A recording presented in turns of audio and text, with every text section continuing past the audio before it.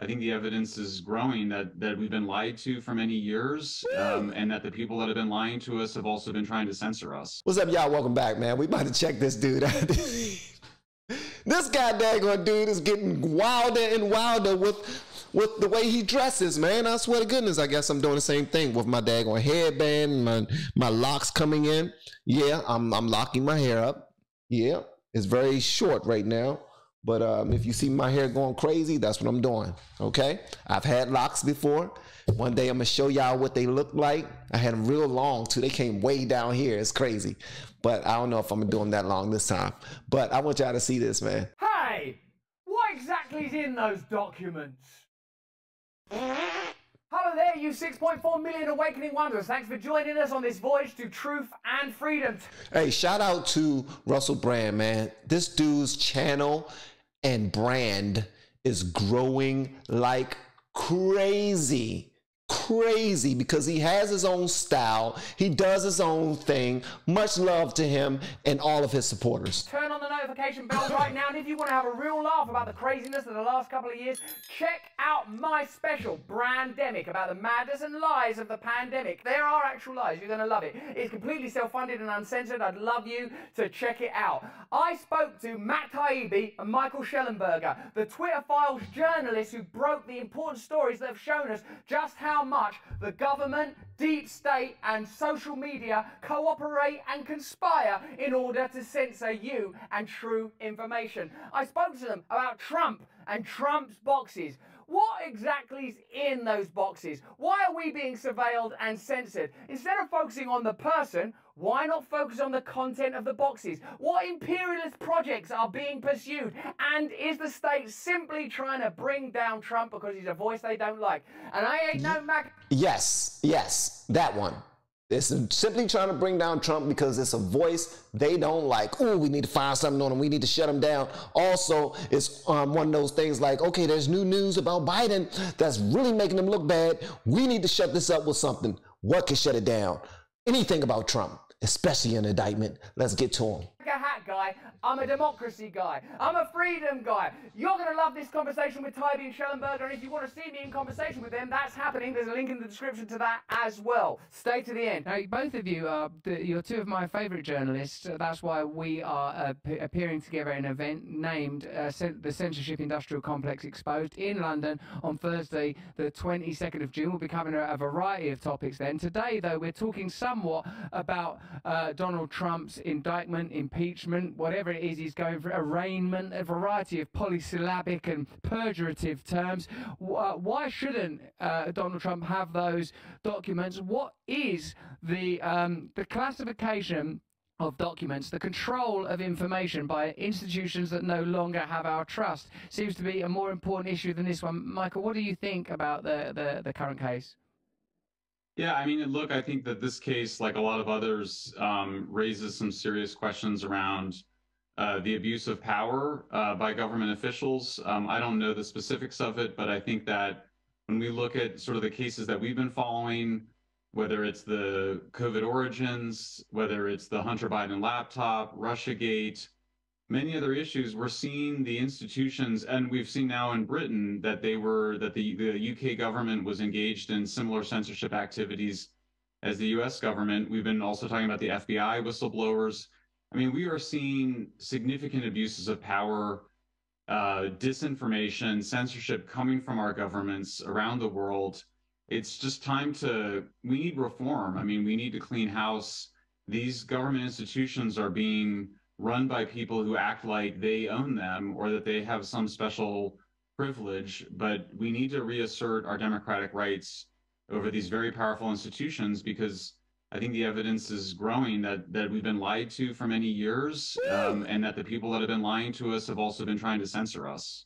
Bruh, you just now preached, and I apologize. I know you're not Matt Taibbi. I think the other one with the headphones is Matt Taibbi. But that gentleman that was just now talking, please make sure that y'all completely understand what he's saying, man. Y'all question everything. That's all I'm going to say. But also, we need to learn how to take action. It seems like the other side take action. They get out there and they're going to raise hell. As soon as y'all they're going to try to go up in a building, they make that an actual event. They probably make that a national holiday now. You're both coming to the UK next week for the event that we've discussed that we'll be showing on Rumble in the days to come. Kit Clarenberg was interrogated for 5 hours when he was travelling. Matt, you were threatened with arrest subsequent to your congressional appearance.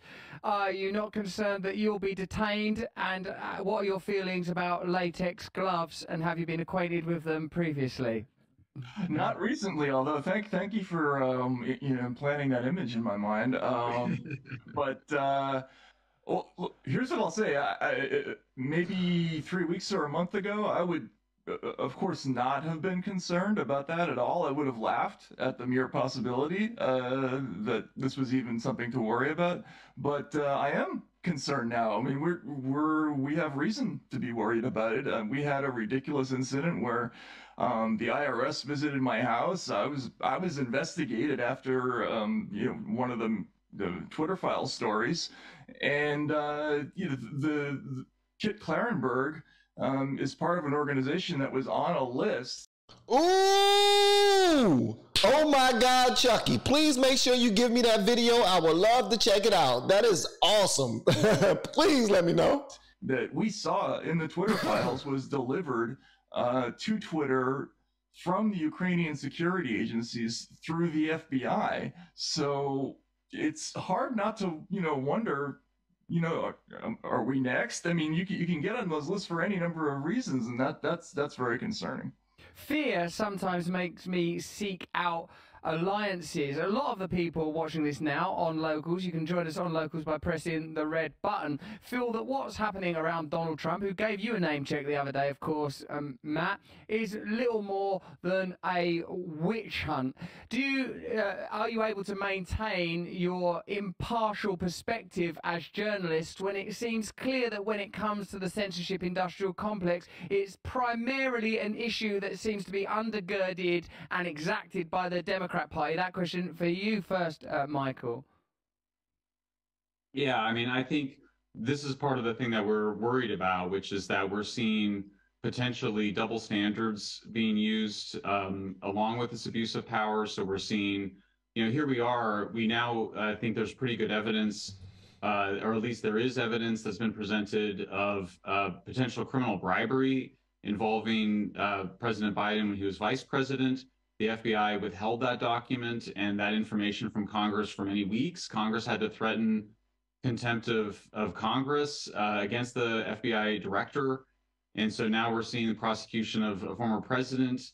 I mean, some of those charges are very serious, so I don't want to suggest that there isn't something serious there, but all of us that have lived in other countries, Matt spent a bunch of time in Russia, I've lived in Latin America and been in Asia, and you see former heads of state going to prison and a kind of constant cycle of retribution. And I worry about that. I worry that we're becoming a banana republic, and in both in the abuse of power by policymakers and politicians and unelected officials, but also in this kind of desire to persecute and prosecute your political enemies. It seems that there's no legitimacy to the authority once wielded by these institutions. I don't imagine that any of us suppose that whatever the outcome of next year's election, the side that loses will gracefully concede. What's likely to ensue is a series of allegations of corruption or foreign involvement or meddling. Is that not an indication that the institution of democracy itself needs to be radically altered, that there needs to be significant change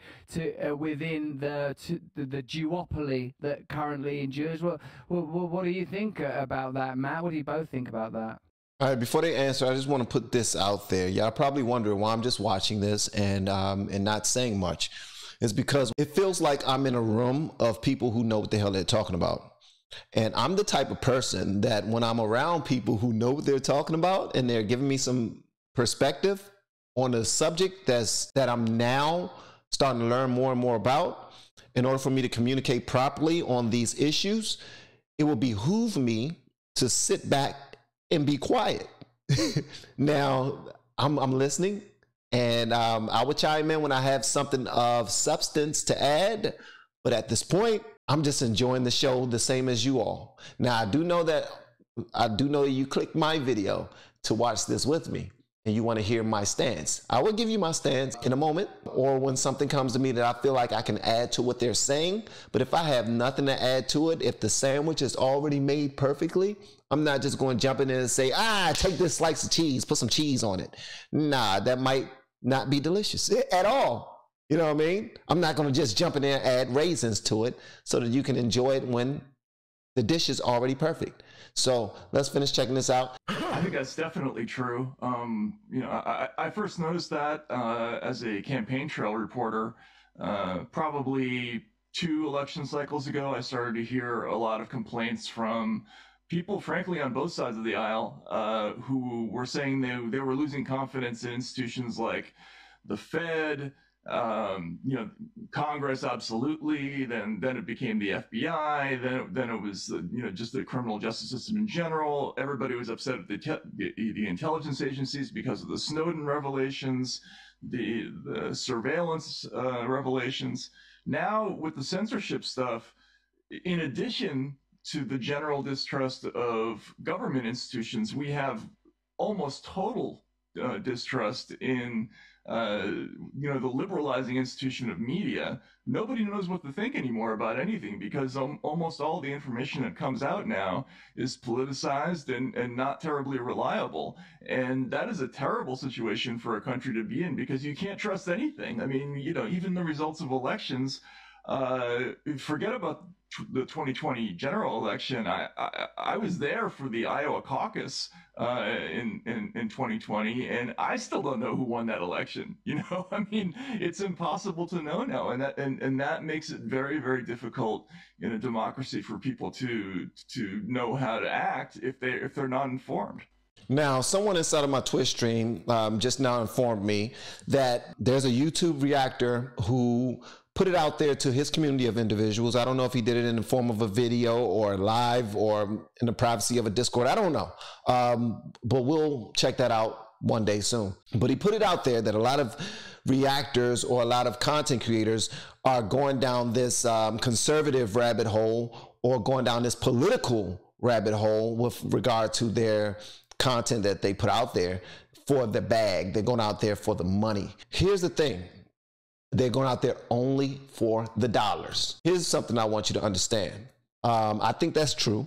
I think there's a whole bunch of copycats out there. I think there's a whole bunch of people who are out there trying to respond and react to things simply for the dollar.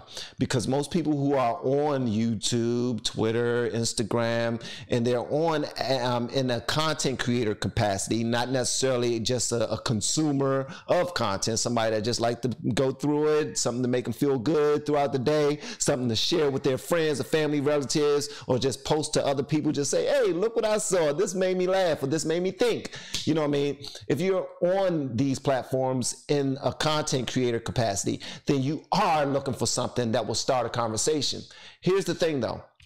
Before I started doing reactions, before I even did one reaction, I had a podcast. My podcast was called Likes, Follows, and Retweets, where I talked about real issues. That's actually what LFR stand for, Likes, Follows, Retweets, because I realized even way back then that people do anything for clicks. People would die for likes, follows, and retweets. For a little bit of that fame, they would do anything for it. And still to this day, they're stepping it up a notch. They're doing the craziest things online ever for clicks. All right.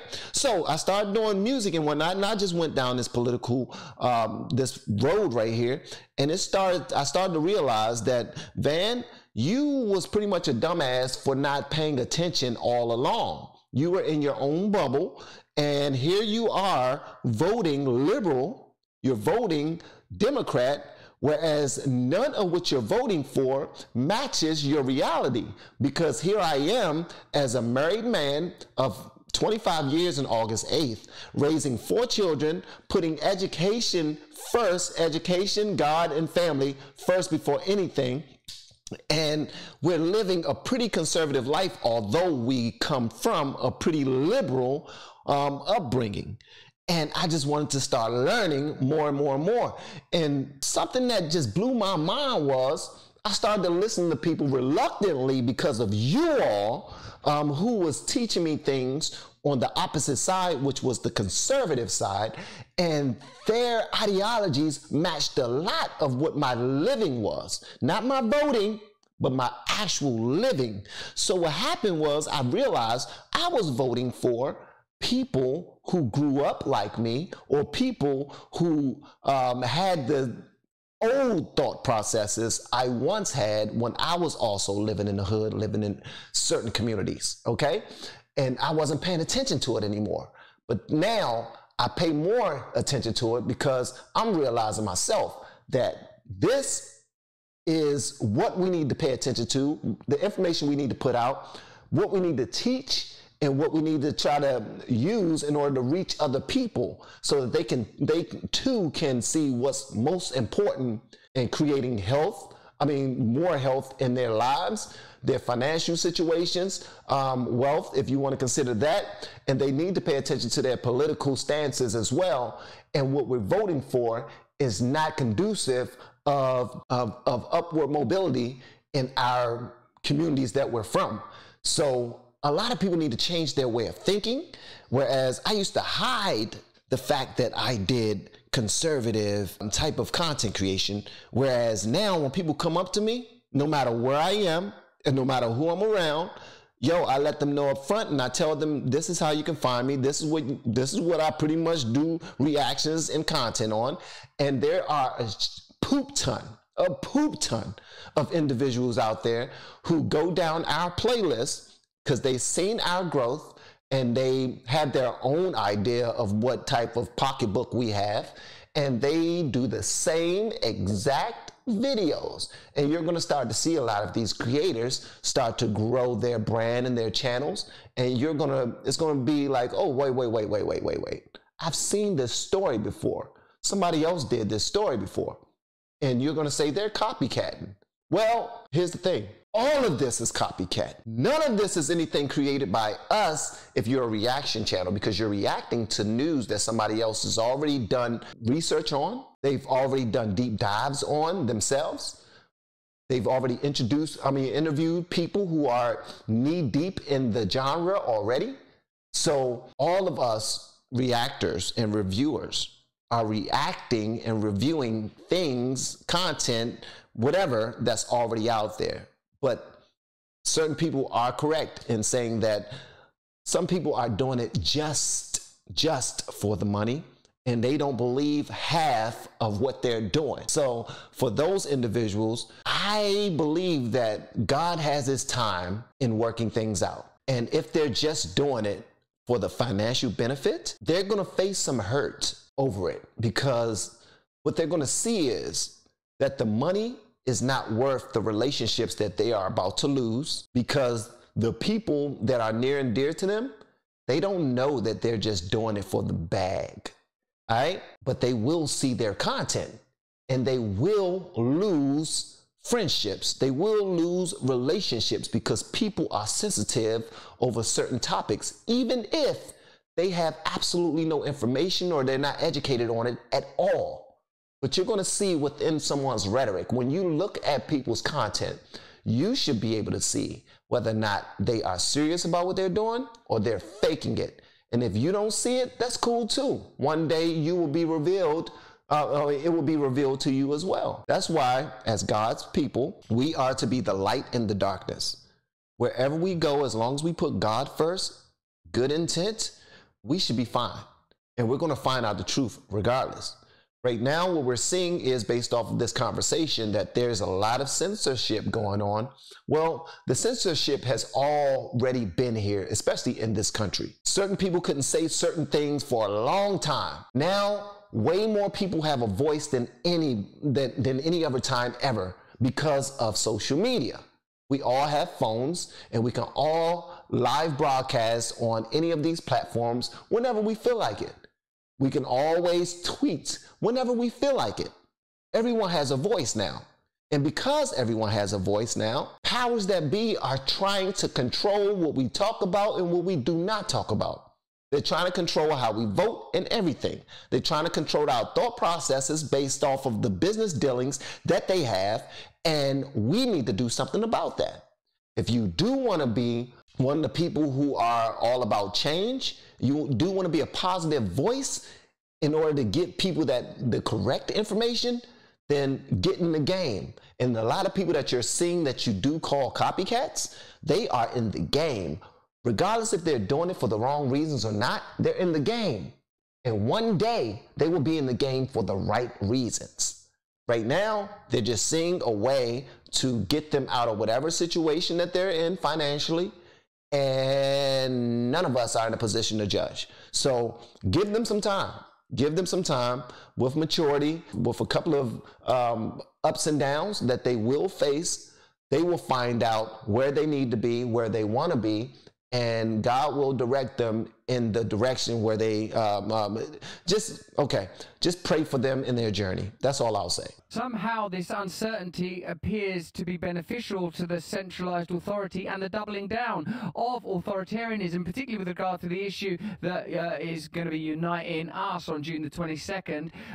It seems to legitimize censorship somehow. This constant talk of corruption, misinformation, fake news is legitimizing publicly funded media organizations like the BBC in their endeavor to censor and adjudicate which information is viable. Thank you, Angel. Take a figure like RFK, who's a radical outsider, one assumes, in spite of the surname. When he came on our show, he said stuff about the pandemic, its funding and its aims and its execution that even for me, a hardened old conspiracy theorist of yore, to listen to. Do you ever think of going, I mean, it's difficult to imagine how much further you could go, the pair of you. I mean, I saw you. I basically agree with Debbie Wasserman Schultz. She's a good woman. She saw through the pair of you. She called it as she saw it. She did democracy a great service that day. But are you willing to investigate even more seemingly outrageous claims? For example, some of the RFK ones. You must be